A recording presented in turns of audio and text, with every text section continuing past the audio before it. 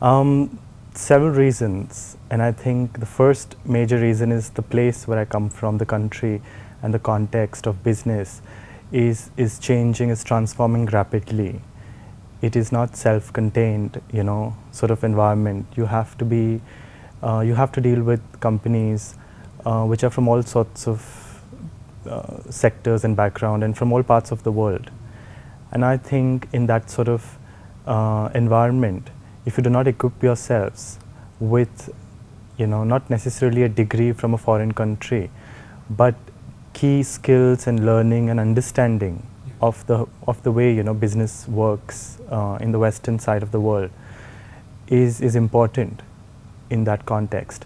So the fact that I started working with companies in India who were doing business internationally and who also were international companies doing business in India started exposing me, to things beyond India. And I thought that being out of the country for a year and learning or doing a high-level master's course in business would actually help me to look at the way things are supposed to be done in my country. Sometimes you have to be outside the bubble to understand how the bubble works. And that is precisely why I chose to be outside it. And personally as well, the ground rules are not very clear in the Indian business context today. There is no such process that says that if this is what you do, this will lead to a successful, result. You really have to make your own rules. And in my last 3 jobs, I've had to make my own rules with my own logic, research, and experience. And I'm just 27. So I have got away with, successful results, but that doesn't mean that that is it. It used to always inspire me about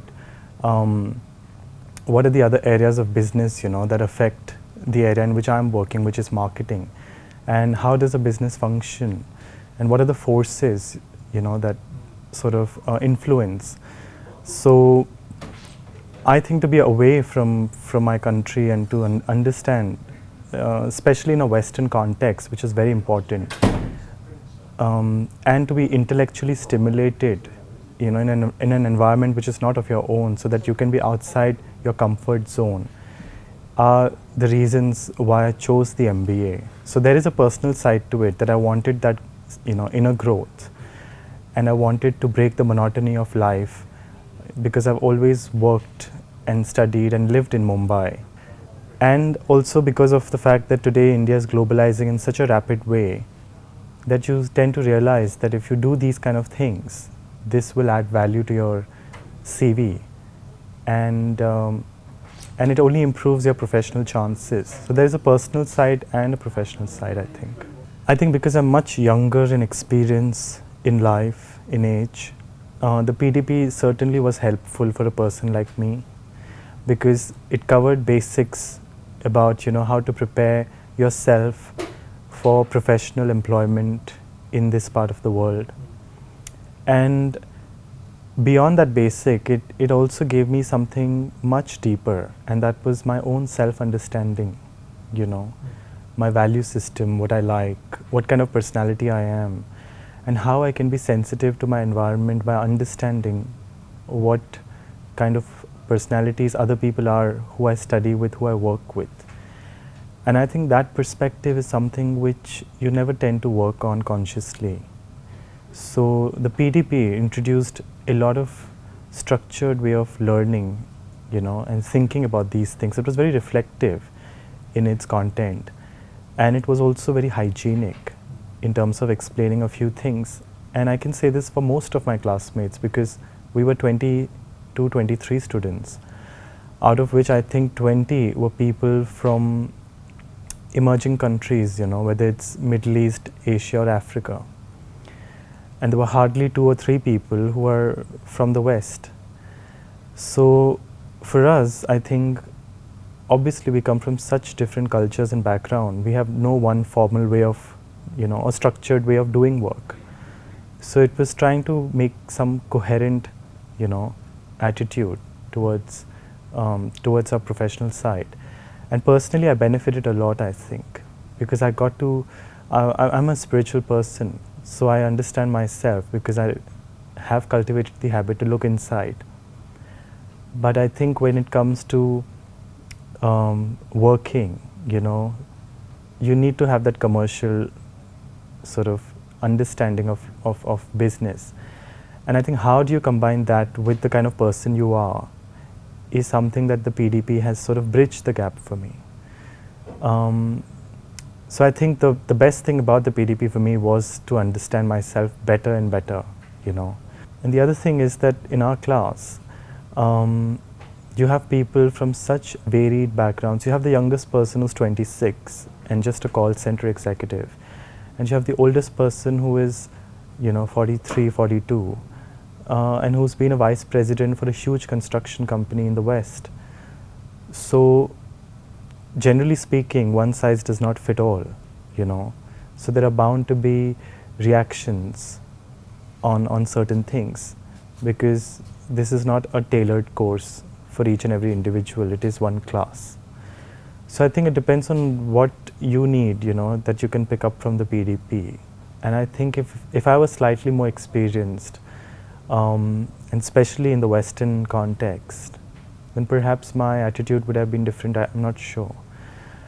But going through those exercises and understanding those models, to sort of to position myself in the world is something that I got out of the PDP.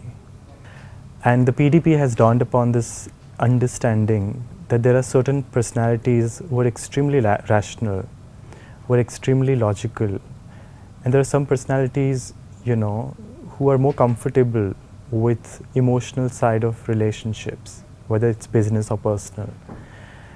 And such criticism can come from certain kinds of personalities because they've had a culture in which everything is definite, process-oriented and tangible.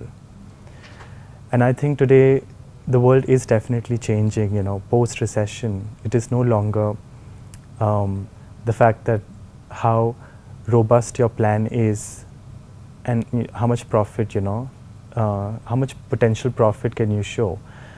I think it is becoming wholesome in ways, and I think these people have to understand that as long as you will work with somebody beyond yourself, you are going to create a relationship. And as long as that is going to happen, you have to get into such, touchy-feely stuff, because life is touchy-feely. We do cry when we lose someone, that we are attached to. And we do have a heartbreak when we fall out of love.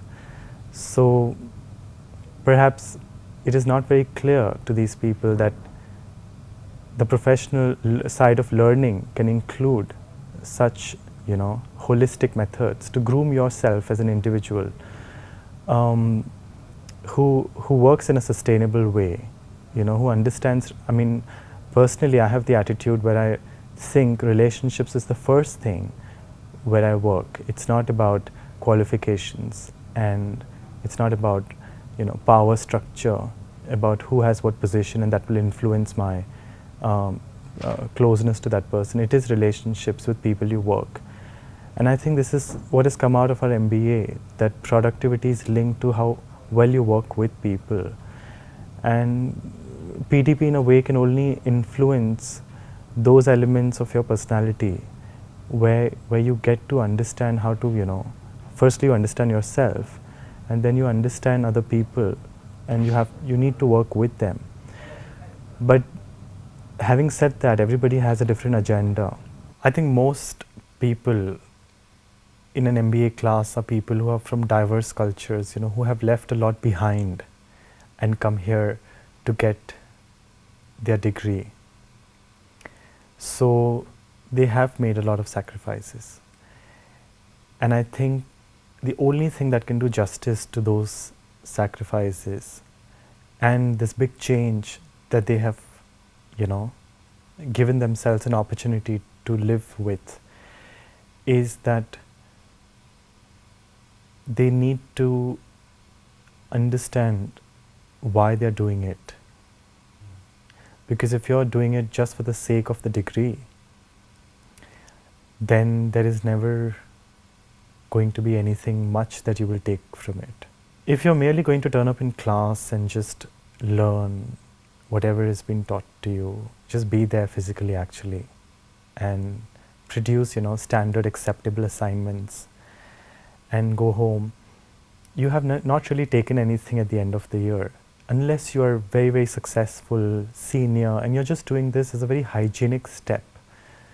So I think students need to understand that, firstly, coming from emerging countries where the educational background is so different, that this is unlike any other course. You're completely on your own. You do not have to be shy of asking for help, discussing it with other people, developing relationships with your other classmates, those few classmates who will be there for you in times of confusion, doubt, anxiety, and picking up the right study skills, because it is all about that. It's like a game, and you have to learn the trick to play the game. So if you have to write assignments, you need to know how to write them. And once you crack that formula, it's not difficult. So I would like these students to be very realistic and do things which they have dealt with in the past, so that they can improve on that experience, or specialize in one particular industry or sector, and then benefit from understanding it through the different assignments, which are different prisms of academic learning, whether it's marketing, HR, economics. Because if you keep reinventing the wheel with every assignment, you don't have that much time. You need to hand it in at a particular time and date. And you need to make sure you do it in an exceptional quality. So you need to know the experts of literature on that particular industry.